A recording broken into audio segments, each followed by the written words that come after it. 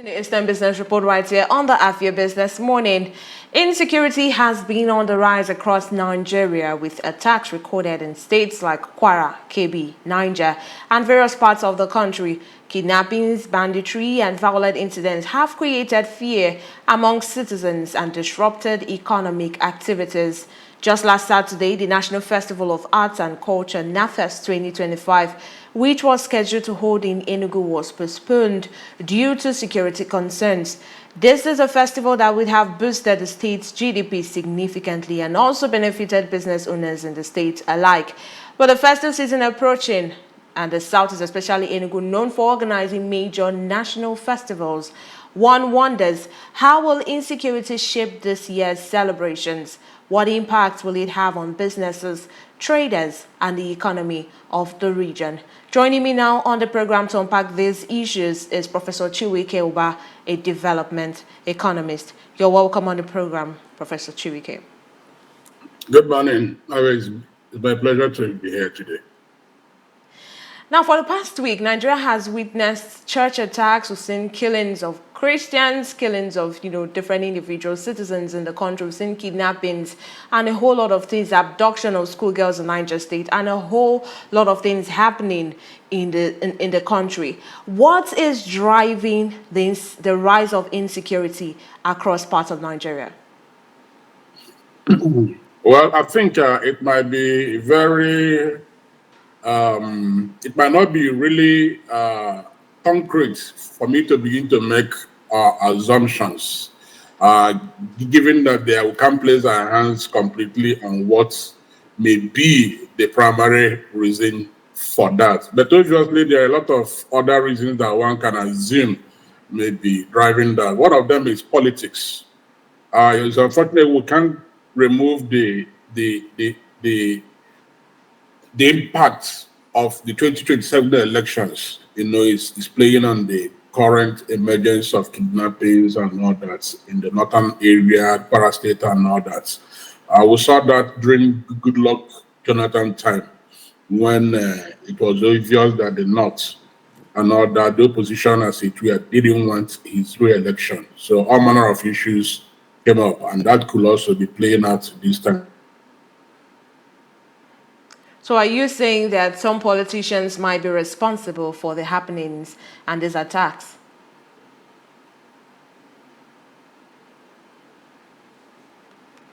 Professor Chikwuike, are you with us?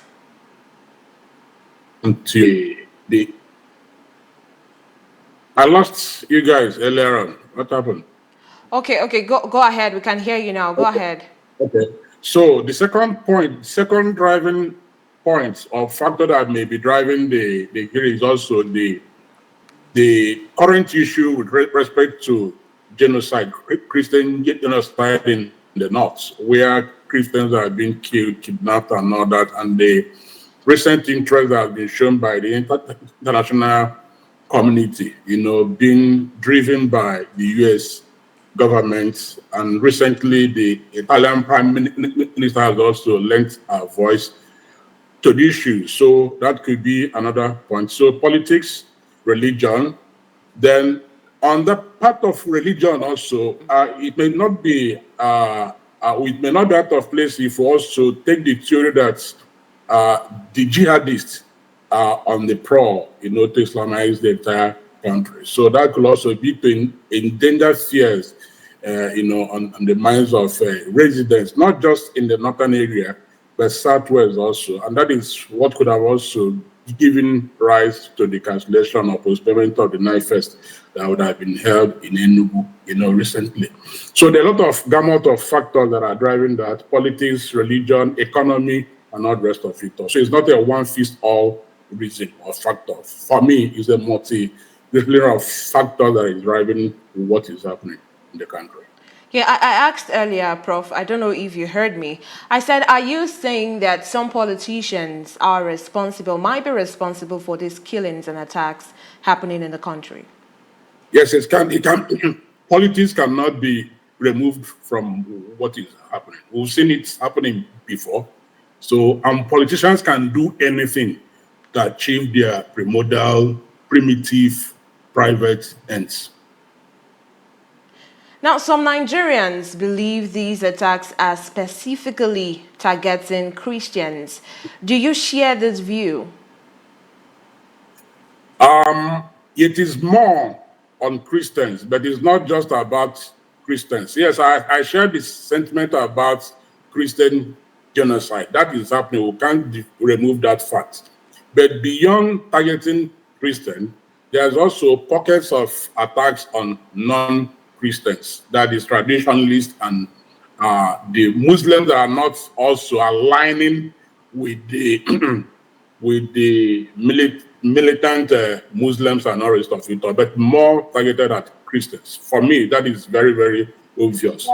But in all, it connotes all manner of things beyond Christian genocide as it were. All right, Prof, let's bring it home to Enugu and also to the region. You know, the Southeast is known for the vibrant December. People come back home, return home from wherever they are in different parts of the country or different parts of the world. And now we saw that the NAFEST has been postponed. An event or festival that was supposed to bring money into the state's, you know, benefit business owners and also increase the GDP significantly, like I have said. Will other events planned for this festive season be affected, since we've seen NAFEST postponement, of which we don't even know when it will take place? Well, I don't think other events will be postponed. It depends on who is organizing the event. If it's a public sector event, the government may be out of sentiments, you know, and also in commemoration of lives that have been lost or been caged somewhere, and I say, okay, let it not be like we are celebrating when others are mourning. That could be because this year, yes, the government has cited insecurity for and all that. Yeah. But I don't think it's merely that the fact that the place will be bombed or people will be kidnapped, but it could be for the purposes that there are those whose children are in captivity, those who have been killed, and you can't be celebrating when others are mourning at that level of magnitude and all that. So that could be a fault. But also, it shows us a failure in governance and security intelligence. Because if we begin, in fact, it was on Saturday in another program that I said, during the wave of Boko Haram, when everything was, but if you go to Abuja and other places, you saw even the military putting roadblocks, you know, not allowing people to come in and all that. The government has done in Enugu State. You saw how they barricaded everywhere. What it shows that even the government, who are supposed to protect the citizens' lives and properties, you know, show the inability and lack of capacity or capability to do what they're supposed to do. And we are seeing that recurring again. What I would have seen happen was that we were being to enhance intelligence gathering and not just getting intelligence on what will happen or what is being planned, but also nipping them in the bud. It's not enough to shout that we know that they said they will bomb here, they will do this. What are we doing to make sure that such plans do not come to manifestation of fruition? That is where security comes. It's not just about having information of what may likely happen. What are the strategies that we have put in place to forestall such things from happening? So if government begins to cancel activities, events, and all that because of fear of insecurity, that is, it shows also that the government has failed completely. Because if you have an idea that this thing will happen, one of the things you do is to make sure you nip those things in the bud. Now, for the private sector events, I don't think it's going to affect most of the private sector's celebration events we have in the southeast or southwest, south during the Christmas period. It won't happen. The reason also is that during such festivities, you find out that even those who are causing these troubles may also go on holidays. That's what the trend has shown.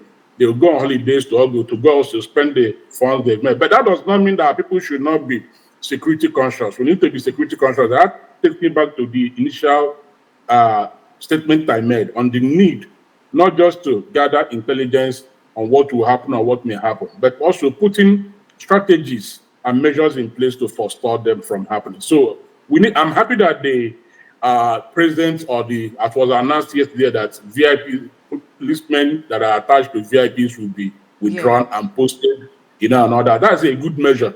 But how these things are being enforced is another thing. And whether those that are withdrawn and posted to do the work will do the work is another thing. So it's not enough to say we've withdrawn. But do we have measures in place to ensure that they do the work that they've been recruited to do, and giving them the kind of equipment and instrument and support that they require to do that work? That needs to happen. If we put those things in place and also deploy IT, it's not enough to have cameras all over the place. What are we doing with those cameras? How do we make use of the information, intelligence that those cameras are collecting per second, per minute, to make sure that we forestall, crisis and insecurity from, skyrocketing or getting worse by the day? Yes, I was going to ask you. You mentioned the government, the president's order yesterday, asking that they withdraw all VIPs, or police officers attached to VIPs, guarding VIPs in the state, and also employ extra 30,000 police officers to the country. How effective would you say this measure is to curb security in the state, in the country? Well, the effectiveness of such measure depends on the approach. Like I said earlier, it's not enough to withdraw from VIP. It is also what the police officers that have been withdrawn will be doing. Because, they are used to getting small things from the VIPs and all that, the luxury of being attached to the VIP. So if you are going to put them or pose them to normal police duties, there must be incentives. Without those incentives, they may become even causing insecurity in wherever place they may be. So the government, outside saying, we want to recruit others, must do things that will incentivize the security personnel so that they don't engage in also extra official activities that also cause insecurity.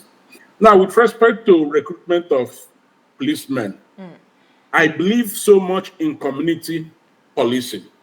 But community policing is not the type that is being canvassed now in the country. I believe in community policing where in every state, you have at least 75% of the police officers in that state from the state.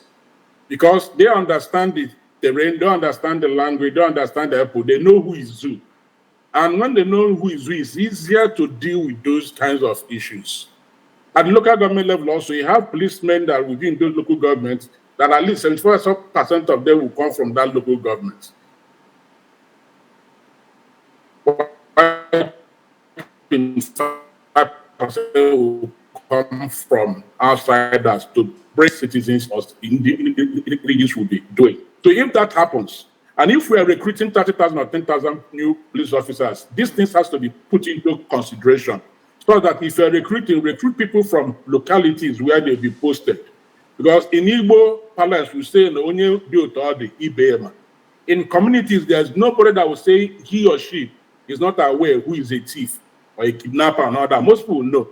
So, but when you put those that know them, they're able to check them. You see what happens in some areas where even vigilantes will arrest somebody, take them to police headquarters. But because that those that are in charge in those areas are from the other areas, from other locations or states, and the persons you arrested is from their state, they'll say, order has come from above to release.